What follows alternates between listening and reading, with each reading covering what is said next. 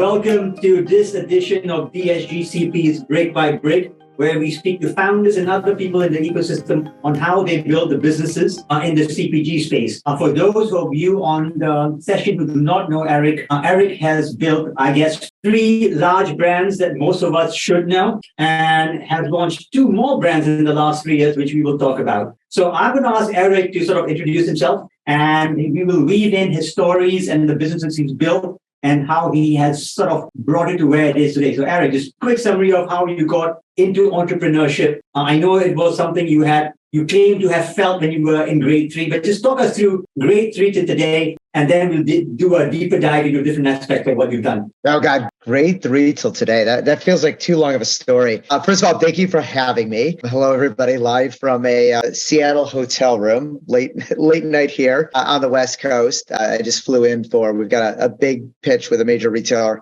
tomorrow morning. It's good to be kind of back on the road again post-COVID. Yeah, so I think with like any entrepreneur, you're really inspired by either family or just kind of other people in your life. And I was always very inspired by my great grandfather. He dropped out of pharmacy school, and I moved to Detroit to work for Ford Motor when Henry was still there, paying $5 a day. Wow. And so I came from an entrepreneur family because he went on with my grandfather to start a machine and stamping company that built parts for cars. And I was playing with Legos in the 3rd grade, and I realized I was not building spaceships or other things that normal kids do. I was building office buildings, and I just realized I had a real love for making and this idea of entrepreneurship. So I was like that super annoying kid throughout all my elementary years of constantly coming up with new business ideas, trying to pitch it to my neighbors, selling things door to door. And that I realized at a very early age that I loved. I was very lucky where I ultimately ended up in London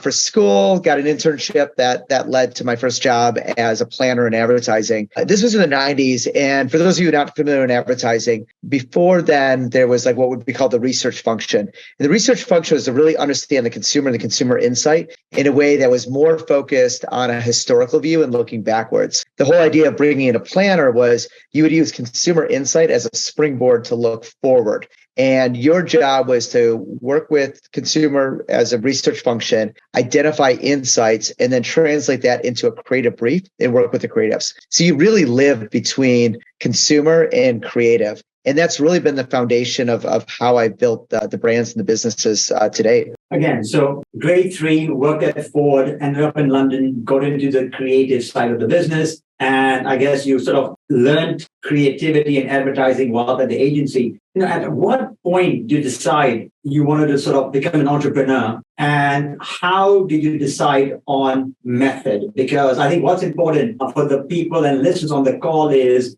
how someone like you decides to start a brand. And we'll go into how you build it, but why then, and how and why method? So I knew I always wanted to start companies. And I think in a lot of ways, I started a lot of really dumb companies through my student years of like buttons and hockey nets.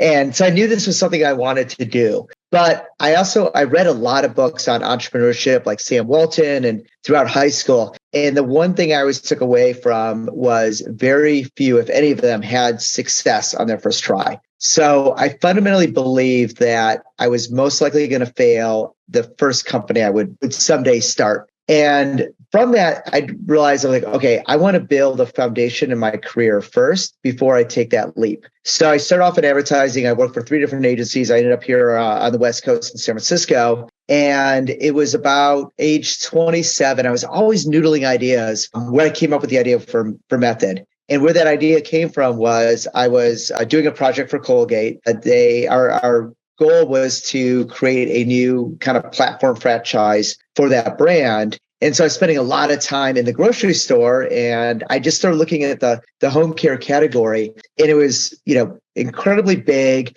but yet all the brand's products felt the same. It was like the sea of sameness. So that became my clue to dig here. But when I went to go start that business, still in the back of my head, I had this belief of hey, I'm most likely not going to succeed. So I had this plan B, which was I was going to go back to London and go to business school, learn from my mistakes. And ultimately, Method turned out, through a lot of hard work, but some really lucky breaks, turned out to be a success. So I didn't end up ever getting back to school. So Eric, I want to ask you, there are three things that you have not specifically mentioned. I'm just hypothesizing. One was home cleaning, see your sameness, which is what you said. Number two, I know from what I've read in the past that you and a flatmate were super messy. So there was a real use case here. And number three, the fact that it was a huge addressable market, right? Now, which was most important in deciding on why this category? Was it the fact that you needed something, or because everything else was full of bad chemicals, or was it that, the market was big enough that there was something to do? Yeah, I think with anything, it's always a journey. So the first clue was that sea of sameness, big category. And my logic, again, as a 27-year-old was like, look, there's so many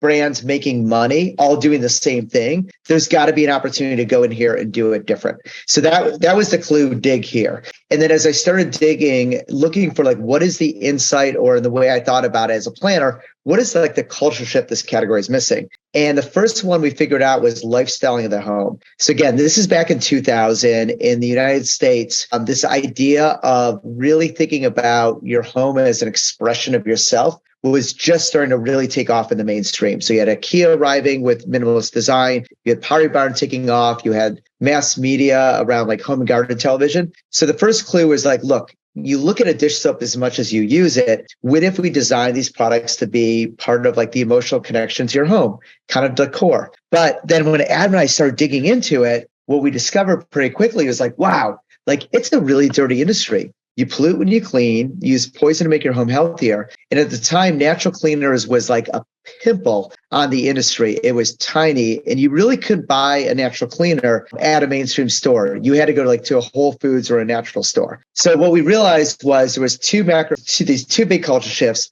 high design and deep sustainability that we brought together. But the problem was, when we looked at the size of the category and you tried to talk to investors, nobody was interested in anybody with zero experience creating or selling a product who was about to go up against these major multinationals and do it in a really small niche category. So what we had to figure out was like, how do we get the mainstream into cleaning? And the way I always think about it is like you try to find that intersection of narcissism and altruism. So we gave people very narcissist reasons for buying it: the fragrance, the design. And then they would take it home, they would use it, realize it works. Eventually they look at the bottle in the back and realize like it's good for me, good for the planet. And the altruism of that ultimately then led to the loyalty behind it. Okay, I'm going to dig deeper into one specific aspect, because I first discovered method. I had a friend out in Palo Alto. This was, I'm going to say, 2015, 2014. And some of you on the call know who my friend is.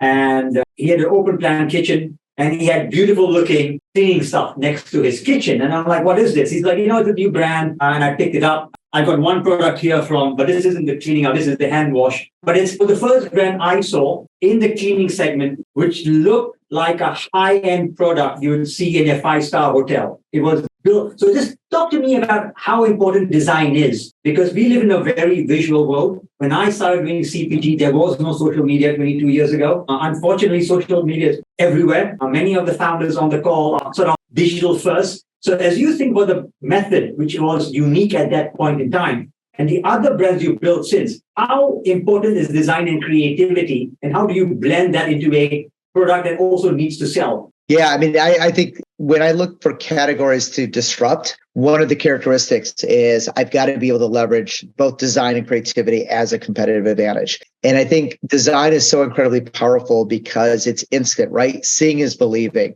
A picture is 1,000 words. So when you get design right, it evokes an instant emotional response. It stands out. And in the case of method, the way I thought about it, when you would shop that aisle, the way packaging was designed, it was designed for that first moment of truth, was standing out on shelf to be bought. So those packages that said, buy me. And what I want to do with method was say, live with me. And a product that would not only stand out on shelf because it had beautiful design. And one of the things we discovered too is like when you put a lot of effort into design, you just get tremendous amounts, and this is before a social media digital world, you would just get tons of benefits. Like journalists would love to give more space to pretty little objects. Merchants would give more display space to beautiful product. And so that would just really help us from a marketing as well as even in advertising, how effective an ad would be when the product you're showing is actually like really, really beautiful. But to your point, then what happens is when you bring it home, particularly like for a surface cleaner, what I realized is like if you hide it underneath the sink, it's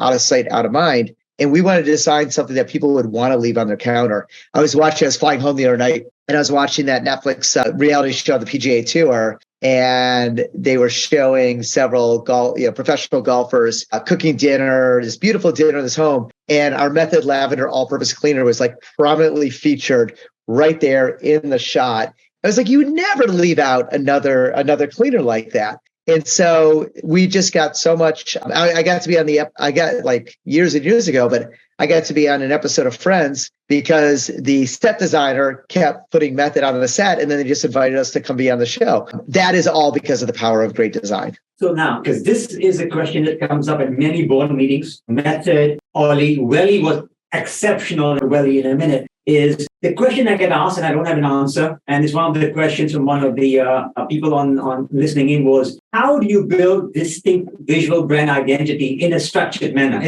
Because founders all want to be distinct, but they don't know how to. So how does one, without the creative background that you have, sort of put in place a methodology that at least lets them start thinking about it? You know what my secret is? What is your secret? I steal. I'm a thief. So what I do, I've got a couple different frameworks, but one of them is I steal. But I don't steal from competitors because that's just like being a knockoff, and that's pathetic. I steal from other categories. So for Method, I stole from housewares and I stole from personal care. And then the second thing I try to do when I steal is I land like a singular idea that makes it iconic. So in the case of Method, the singular idea is shape and color, like that hand wash you just held up. So what I would do is I would steal from the world of housewares where I wanted to design something so it looked like a vase, something you would leave out that was like part of home decor. And then I stole from personal care of bringing fragrance, color, the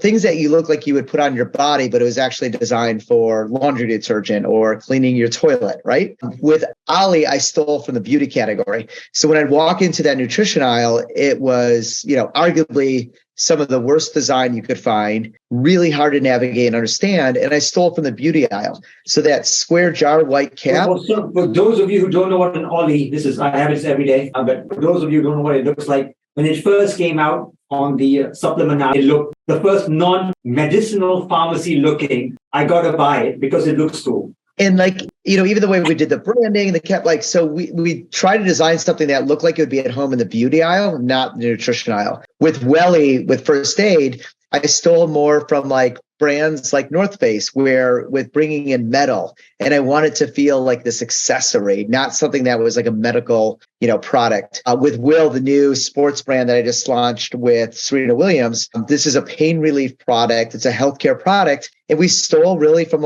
athletic in the world of Nike. It looks like something Nike would create, not something a pharmaceutical business would create. So that's a big part of what I try to do. But then if you look through, each product has something that makes it iconic. So Olly, what you showed up, what makes that iconic when we went into the category, everybody's round. So we did square jar, white cap. That's that iconic moment with the round circle. A Welly is the square tin with the X on it. That's the iconic moment. The news, I'm traveling, otherwise I'd hold up products. I don't have them with me. But when we did Will, we created this loop at the top that looks like an accessory. And then I just said, I'll show you. For those of you who don't know what Will is, it competes with Chandu Balm in India and Tiger Balm in Singapore. It's a pain relieving balm. Chandu and Tiger Balm have not changed their packaging in 50 years. And what Eric's done is take a very traditional pain menthol camphor-based product and made it very cool. Yeah, so it's like a Tiger Balm was created by Nike. That was basically the brief.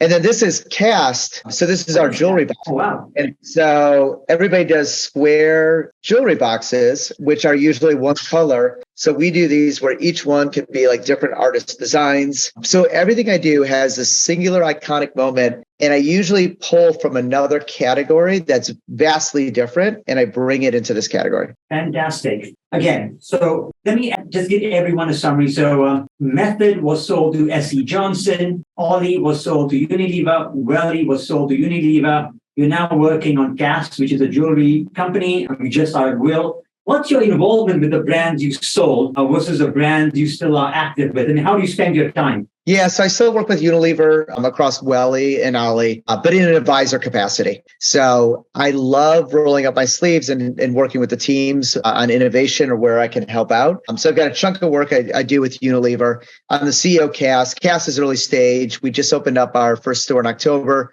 We've got 2 new stores opening up later this year in the Bay Area. That's 4-wall retail, much slower rollout. But a lot of my time right now is focused on Cass. And part of what I'm really excited about with Cass is instead of working with retailers, I get to be the retailer. So we have the opportunity to define that entire experience. And for me, like that is just a really fun, big challenge. And then Will, I've got a third founder. So it's Serena Williams, myself, and Hank Mercier. Hank was with me for many, many years at Method. So he's the third founder and he's the CEO running the day-to-day.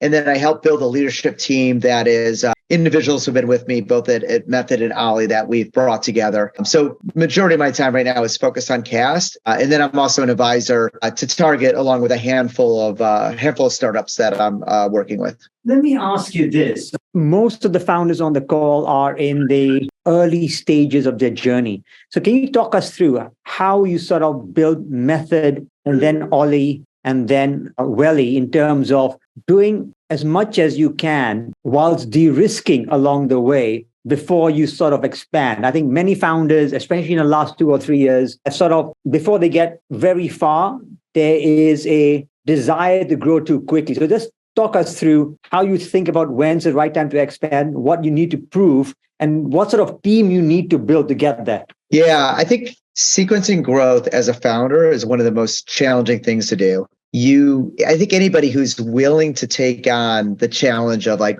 building something from scratch, there is a certain level of optimism, excitement about new ideas. And so both tampering that back and being very thoughtful on how you drive growth, because the reality is, more companies die from indigestion of taking on too much versus starvation of running out of capital because they weren't growing fast enough. And pacing that is really tough. At the same time, as a founder too, you need to be really disciplined and focused on what you're doing. At the same time, while creating optionality and being a little opportunistic, because when you choose to go down a path of a business, like all the companies I've done, if you looked at the original business plan and where we ended up, there was absolutely variations because there's learning along the way, right? You kind of choose a path. As you go down that path, each insight unlocks the next. Hopefully you're doing something pretty unique, which is going to lead to differentiated learning that others are not going to know. And so for me, within that, I am just ruthless about kind of the brick by brick idea of really building layers of success before you get to the others. I think if you really want to make your life miserable as a founder, scale before you have proof of concept, because trying to rewind or work back from that is just absolutely miserable. So in the case of each company, what I do is I look for ways to really try to make sure that you've got focused points of success. So I'll take the case of like Olly. With Olly, what we did was we launched only at Target for the first year. So as one retailer, it's a big retailer, 1,800 doors nationwide. So it gave us meaningful volume, but it was one retailer. But since we went out with one retailer, we went broad with the assortment. So we launched with almost 20 products. And then within that, it gave us the opportunity to see, all right, these 12 work really well. These 3, we got to rework. These ones, like, no, we should shoot and kill right away. And then we didn't go to another retailer until we had that success story at Target to then go sell other retailers. So the way I typically think about it is, like, we're going through this with Will right now. We launched Will at one retailer, Target. We're seeing success. So then we're going to start going out, expanding by one retailer by class of trade. So Walmart will be next for mass. Then we'll probably go to CVS for drug, then Costco. And then once we've proved it across those classes of trade, then we start building down. Once we've proven that, then we start looking at category expansion. In the case of Cast, we first launched online. We used online to figure out what's working, what's not working, give ourselves time to build the product assortment. Then we opened one store, really treated the first store as a pilot and really as a living focus group. And when we launch things, I never say like, look, our goal is to win. Our goal is to learn how to win. So I usually use the language of like, it's not a test, it's launch and learn and then go optimize. And now that we're seeing the Cast store is working well, we're understanding what adjustments we need to make. Now we'll do two more stores, but in the same market. Once we see that those stores are working, we'll optimize further. Then we'll go to our next market. So I'm very methodical about that growth step by step and de-risking along the way. I hope everyone listening in is listening carefully. I think the biggest mistake founders make, and although we tell them they don't listen, is actually making sure it works. I think the temptation is when a new retailer or a new channel opens up, it's hard to say no, especially when you're small. But when you know you're not ready yet, it's better to make mistakes with one forgiving channel versus the others. Again, just a little bit deeper. Yeah. The biggest mistakes I've made have been when we expanded too fast. We went into air care too early on Method. We went into protein too early on Olly. And it's exactly that, because then retailers are like, we love what you're doing here. Can you do it there? And it's a mistake I've made multiple times. It's a hard lesson to learn. And I think it's important. I think most of my founders make it. I hope they make it small. So we have a budget on what you want to experiment with. Because, great founders never listen to the board anyway, because that's why you have to drink your own Kool-Aid a little bit. But the good news is, over the last 12 years, within DSG, we have a family of 79 companies, over 100 founders. They've all made mistakes. But after 10 years, they started believing each other. Because when one fails, they used to think it's because of you. When everyone fails, they said, you know what? There is something here. I want to go back to something that's come up on 3 questions on WhatsApp. Can everyone please just message on the main chat and not on WhatsApp? The question of design as a core part of the brand and the identity. How do you sort of bring into one room the operator who knows his numbers, who knows working capital, who knows inventory, who knows turns, versus someone who's really creative, is good at design and product, but really doesn't work with numbers? How do you get those 2 guys to work together and in harmony? Because when you try and put them in a room, it's really hard if they don't gel. So you guys have done it really, really well. And it looks like with very few mistakes. So is there a secret sauce in there? Yeah, I think the secret sauce is I'm not very creative and I'm not very analytical. So I am really good at balancing those inside a company, because I have to depend on people who are really great at both those skills. And if I had to break down the secret sauce to the way that I build cultures, it's this idea of an artist and operator culture. And I would argue that when you look at consumer product companies, when they've been at their best, it's because you've got an artist and an operator working together as a dynamic duo in an organization that reflects that. So if you think about when Steve Jobs and Tim Cook, right, were partners, Steve is an incredible artist in his way and knew how to champion that. And Tim is an incredible operator. After they lost Steve, Tim did a really great job with Jonathan Ives, Alan Dye, and a lot of the team there at leadership of really making sure that leadership had a voice, or creative had a leadership voice in that company. If you look in, the 80s and the 90s, when Gap in the United States was the retailer, Mickey Drexler and Don Fisher were that dynamic duo of artist and operator. So I try to create those in my companies. And in some cases, like when I was CEO of Olly, I had a really great partner in Jerry Chesser as COO, and I ran front of house. He ran back of house, and we had. Was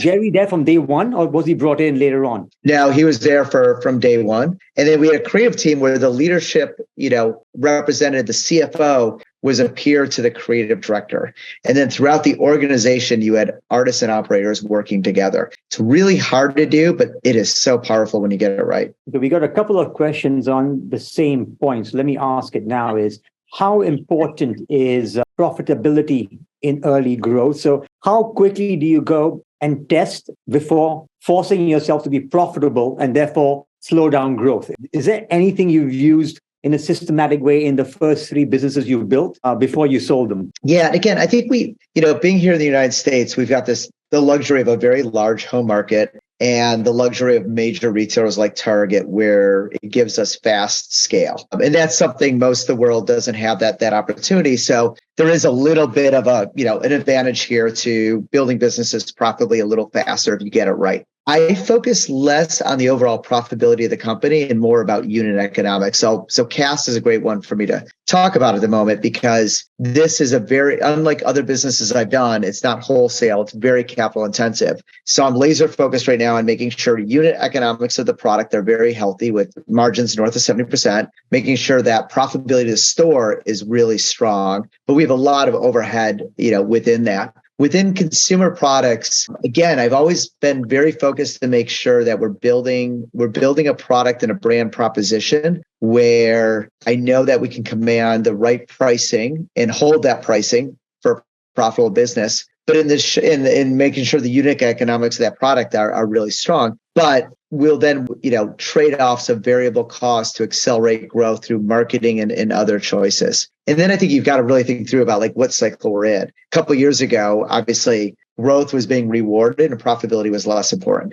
Right now, we're in a phase where profitability is more important. And I've been doing this long enough now that I've gone through these phases where with Method, we would be given a hard time that we were not as profitable as we should be. And other times we're given a hard time. We weren't growing as fast as we should be. So there is a reality of you're dependent on raising capital. You've got to kind of know what phase the capital markets are in. And it's always in your best interest to align with those. But at the end of the day, always building a profitable business allows you to sleep much better at night as an entrepreneur. This is a good segue. Remember, everyone on the call, Eric himself said 70% gross margins, right? So you know what? You really need to get your economics at least at the gross level right before you can do anything else. Eric, you just spoke about fundraising. What advice would you give to other founders who are looking to fundraise? So these are founders who are they are running out of capital, they've proven the product and need to fundraise, versus founders who have early success and want to opportunistically fundraise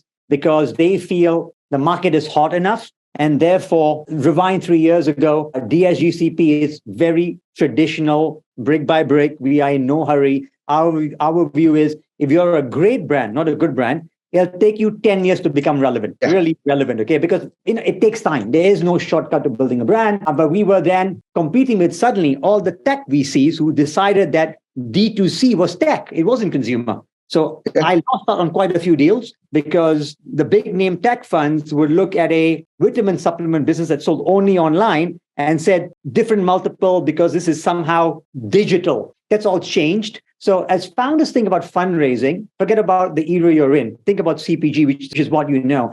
How do you sell the story to the investors you sold it to at the various points of fundraising? You can pick any company you want. Maybe Method will be the easiest because you had no track record before that. So Method was the hardest, I guess.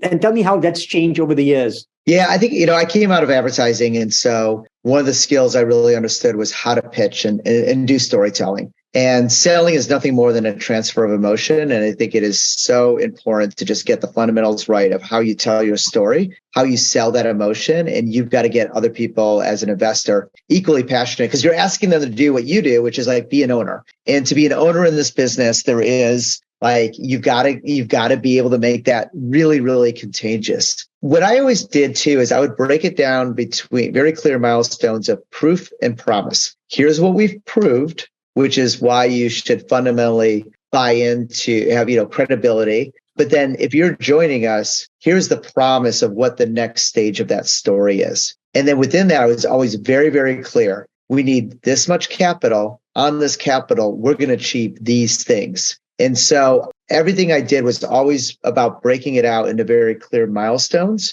of the capital we needed, what we were going to do on that capital, and where we were in the journey. And I still do. I'm currently fundraising $10 million for Cast, and that's very much I'm in that stage right now of I'm at Nordstrom tomorrow, hopefully to secure a partnership with them, and then I will have the proof of the partnership, but then the promise of how big that could be as part of our fundraising story. Has it become easier since, given that you're on startup number 5, 3 very successful exits, does it become easier at all, or it's the same grind? Yes and no. When I'm doing with Cass, I'm doing something that I have not done before. I've gone into luxury. I've gone into a durable product. I've gone to four-wall retailing. So I'm in a lot of ways a rookie starting over again and trying to establish myself. So that part of it is a lot harder. When I went to go raise capital for Olly, what really scared me was how easy it was. Like method, I had to grind out for every dollar. And we had so many lucky moments that somebody invested in us who probably should not have invested in us. And the difference I saw was when you're kind of getting beat up by investors, that's really healthy for you because your plan's being constantly scrutinized. It forces you to get smarter and smarter about what you're doing. And when I went to go do Olly, it was too easy where I was this is why people have their sophomore slump. They assume because you did it once, you can do it again. But I knew I was no, this is high risk. This is really hard. I've never disrupted the vitamin industry. No one really has of what I'm trying to do. And I don't know if it'll be successful. And so I realized that there was danger in me, that it was too easy. When I raised capital for the last two, same thing. It was because of the track record, that was really easy to raise capital, but I had to make sure that I did not take that for granted. And then I had to find other ways to get people to really scrutinize my plan because, again, that is a really healthy part of fundraising to make sure that you are really being smart and refining your plan and getting a lot of great brains to look at it and try to find some of the holes that you may be missing. It's hard. The lesson is it's hard. It never becomes easier. It's sort of zooming out. For someone listening in that wants to be the Eric Ryan of India or Southeast Asia, and trust me, there are lots of people who pitch to us saying, we're going to do the same thing. They haven't even done one yet, but they want to do all five. What do you think are the most important personality traits or attitude? What's in your DNA that someone who wants to be like you needs to have to make it work? Oh, that's hard. First of all, I don't know why anybody would want to be like me, be better than me, be you. I think when I look back at why I've been able to do it, I think one is I fundamentally believe in the power of other people. I'm smart enough to know that I'm not smart enough to be able to do this alone. And I really surround myself with people who are better than me. I really try to build teams that I truly respect. As a leader, my goal is to set a really exciting vision and mission and get people passionate about that, build an incredible team, but then really shift more into what I would call a servant leadership style, where then I'm supporting them along the way. And I don't try to score the goals. I try to set up the assists for our other team members to score the goals and really, really empower. And I think the difference I see often in founders who have just really strong egos, they want to be the center of attention. And it really prevents the ability to put together not only a great team, but empower that team. So much of my success is standing on the shoulders of really great people that I've been able to recruit and then support. And so I think that is such an important characteristic in being able to do this as a serial entrepreneur over and over. I think the second is just the love of challenge. I realize I'm happiest when I'm on a high growth curve and I need to continue to take on new challenges that really push me and, allow me to continue to grow. So I think it's that need for a challenge and the ability to have a very low ego and recognize the ability and the powers of other people to get you there. So let me focus on the power of people and the question of ego. You bring on good people. You really want to empower them. You want to give them space. But leaving aside ego, you're not egocentric, but you know what they're pushing for is not optimal. You have this, people call it gut. It's not gut. You've been doing it for 20 years. You know that some things from a brand point of view, how do you sort of balance that? What might come across as he's hired us, he says he's empowered us, and he's now telling us not to do the way to do it. And how do you balance that? Because I see it in a lot of my portfolio companies. Yeah, so I'm a ruthless planner. Again, I'm very excited about creative innovation, but I balance that with really clear planning that creates space to bring teams along with me, but also gives me the opportunity to work those teams. So what I do is when we launch a year, I've got the entire year organized. I use board meetings as these tentpole moments 4 times a year. I use leadership team meetings every other week. I've got a whole cadence of how I work it out. And then I use OKRs as the operating system. So every board meeting, leadership team meeting, company meeting is the same agenda. We go through OKR calibrations, which are 6 goals for the year. And then we've got 2 working sessions of areas that we need to develop. And I use that as a way to really empower people and give them space, but allow me to be involved in the process. And it's a planning cycle that kicks off like our objectives for the next year. We land those in July, 6 months out of the year before. We develop them as a leadership team. We then share them with the board for feedback, and then we share them with the company for feedback. And then we build out our operating plan from there. And what I do is like, I've seen a lot of founders that I don't know if it's from a place of like ego, insecurity, which they're the same, but the movie is in their head. And my goal is like, I want everybody to see the same movie. So we finish each year with these really robust, highly detailed operating plans that the team built together. And then we go execute the hell out of it. But everybody knows exactly what success looks like, what that plan looks like. And I think when you do that, they feel really, really empowered. And then it helps because I've been in that situation where like I've empowered somebody, they're really pushing for somebody. And I'm like, oh God, I know that's not going to work. And so my system allows me to kind of bring everybody along, the way we work together, but also give everybody the empowerment to go execute it. You make it sound so easy. That is really, really hard. Given the founder has 5 balls up in the air, lots to do. I mean, I'm going to take this on board and see how we can sort of implement this. I know you're a big fan of OKRs. It's something that we at DSGCP take very, very seriously. We as the firm do it on ourselves. And it's something that we've been pushing down. I'm using the word thoughtfully. We don't force it down our founders and our portfolio companies, but we push it down because we've seen how powerful it is if you really embrace it. I'm going to change topics a little bit because I've got now 1, 2, 3, 4, 6 questions on portfolio and range. I'm going to ask the one that Wouter asked, and Wouter is the CEO of Uvit, which was inspired a lot by Olly. And his question has been asked by 4 other founders in their own respective categories is, how do you sequence and time the launch of a new product and new ranges? For example, a new format. What are the lessons learned from launching a new format that did not work, like the protein products? And how do you get the timing right? Yeah, I mean, there's a lot of art and science to it. So the way I think about it, like I obsess over 2 things. I obsess over culture and product. And I believe if I can get the culture right and the product right, sales, marketing, finance, generally everything else gets easier. So within it, we start working on product pretty far out. And there's kind of 2 ways we think about product. One is I want to stuff that pipeline with as many ideas and optionality as possible.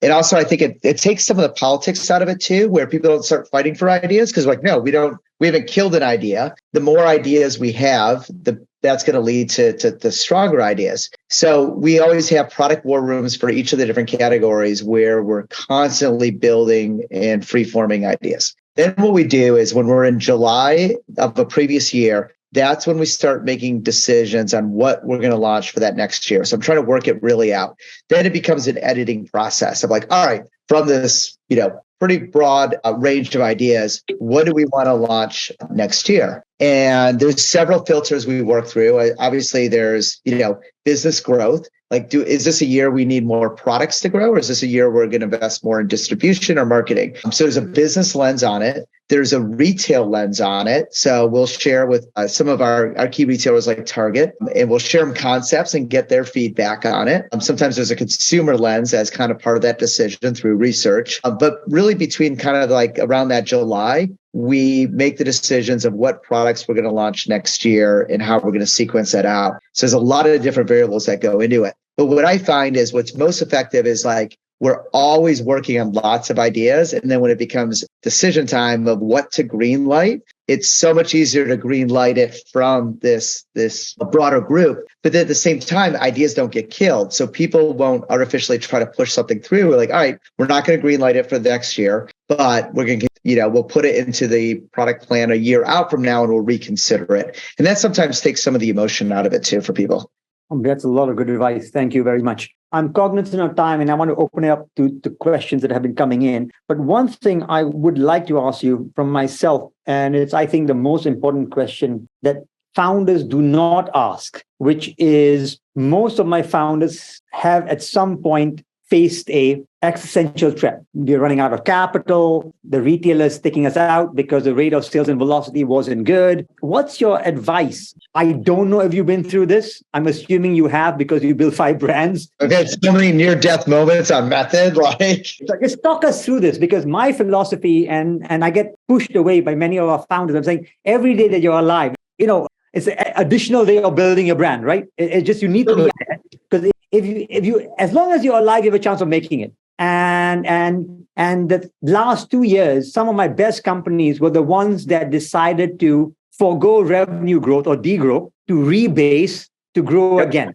So those were the ones that really worked out. But it's very hard for a founder or first-time founder to proactively bring revenue down because that revenue is not sustainable. So how have you thought through it in your sort of 18 years journey of building brands? Yeah, I mean, sometimes you have to get smaller to get bigger. And no business grows like this. Great businesses grow more like this. And it is really hard as a founder to either turn in a flat year by choice or even decide to have a down year to build more stable growth. And you've got to take a longer term view of like, what does healthy growth look like? So, we went coming out of the financial crisis of 2008, Method was pretty much break even. And our board became very insistent that we needed to drive more profitability. And so we took the business down in 1 year in size. We killed our air care division, which sold great,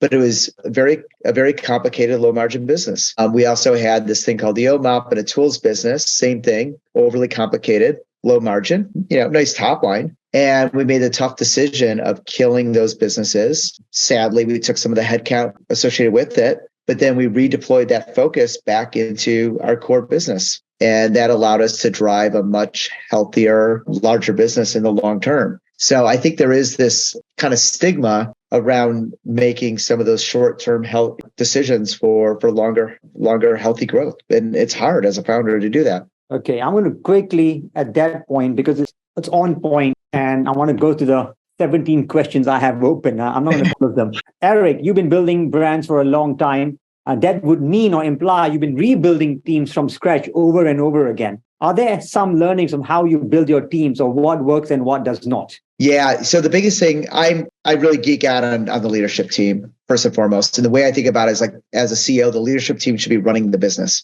And as a CEO, I'm kind of guiding the ship. And I've been fortunate enough in the last several ones where I had enough capital, I could put I would hire the leadership team first. They would do all the junior work. And that required bringing people in who had very low ego. And then as the company scaled, they would start building their teams out underneath them. The thing that has worked the best for me that I started doing years ago at Method is we don't hire anybody without giving them what's called a homework assignment, where they have to come in and present to the cross-function team. And it is such an impactful tool to not only really screen out and hire the best possible people and making sure they're a great culture fit, but it's this wonderful reinforcing mechanism back to the organization itself of like, what does it mean to be here? Can I just deep dive on that? What is the actual what's the homework you give them, and what are they expected to do when they show up? Yeah, so the way it works is you only give it to somebody when you're at the end of a process where you have your finalists, and sometimes you have 2 people you're in love with and you're like really stuck. So you tell them like, you know what, we're really excited about you. We've got one more step. We want you to come back next week and do the homework assignment. You're given a little deck, and the deck is 3 questions with extra credit, but it explains it. 1 question is strategic.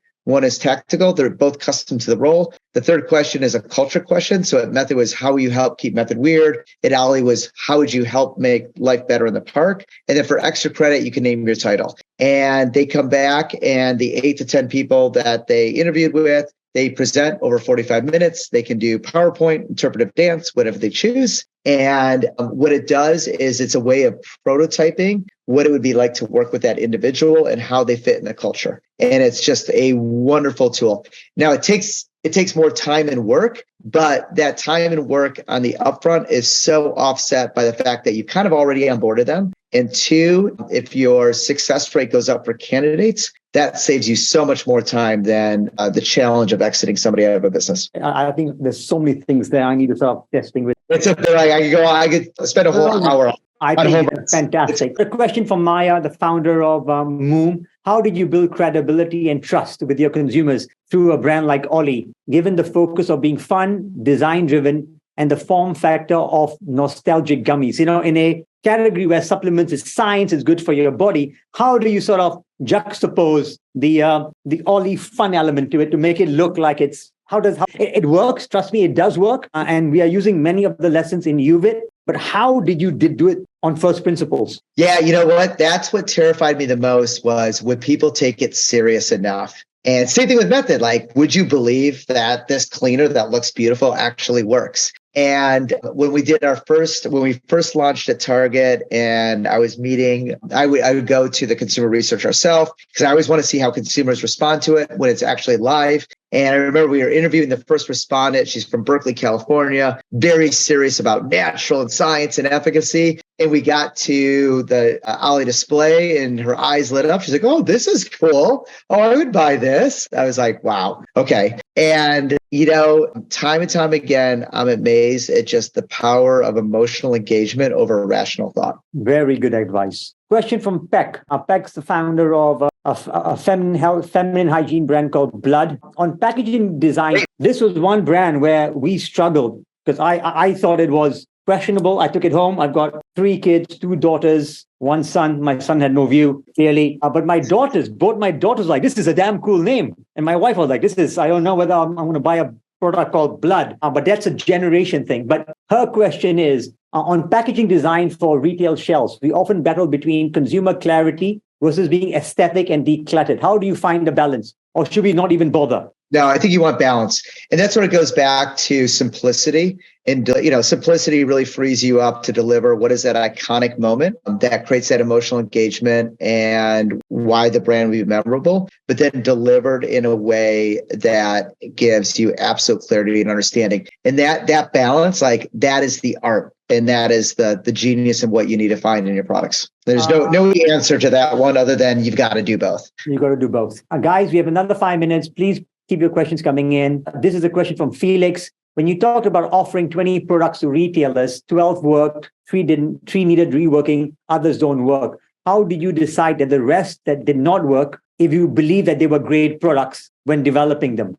How do you know it's going to work, it's just not working now, versus it's not going to work? Where do you draw the line? Yeah, I mean, some of it was like, we would draw the line as like, if we understood why it wasn't working and we knew we could make that correction. And in some cases, like, we just, like, it wasn't the right sequencing in the brand. So for example, like, we had a calcium product that was by far our best tasting product, highly efficacious, but it wasn't selling. And so we killed it. Years later, we relaunched it and it did great. So sometimes it's a timing. Sometimes it's just like you didn't get the execution right. And, I leverage consumer research, any data we can to make those decisions. It's hard, basically. Yeah, it's like, and sometimes, like, I think what I always encourage teams, like, just because that execution didn't work at that time doesn't mean it won't work in the future. Makes sense. Okay, question from Justin. You've been successful. You are on startup number 4 and number 5.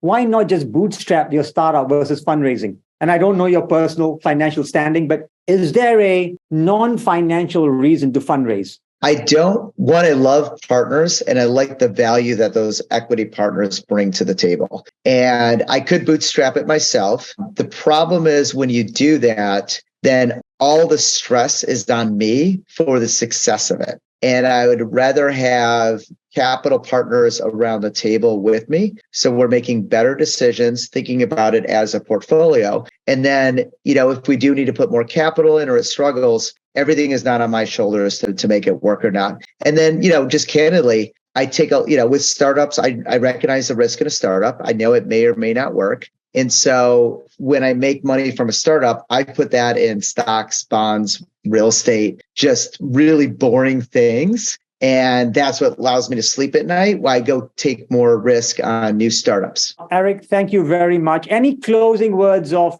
I think everyone looks up to you and they look at the brands you've built. Any concluding words of advice and motivation for the founders who may want to be like you, or just want to have one successful startup that sort of represents what they honestly believe should make a difference to the world? Yeah, my advice and probably the thing I miss most when I leave a company is just enjoy the journey. I think as founders, we get so caught up on the destination and hitting our metrics, getting to a liquidity event. And I think we often we put too much weight on success as the final destination.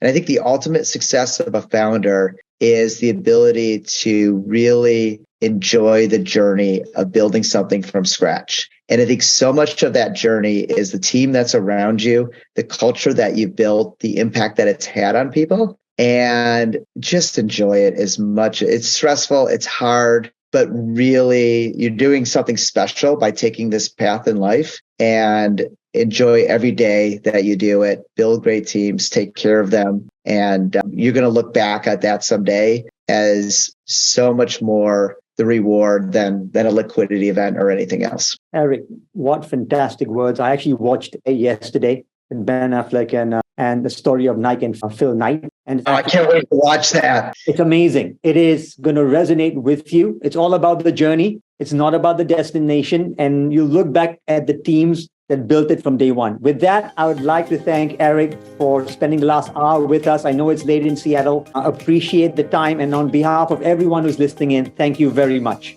Have a good day. Have a good evening. This is wonderful. Thank you, everybody. Cheers. Bye-bye.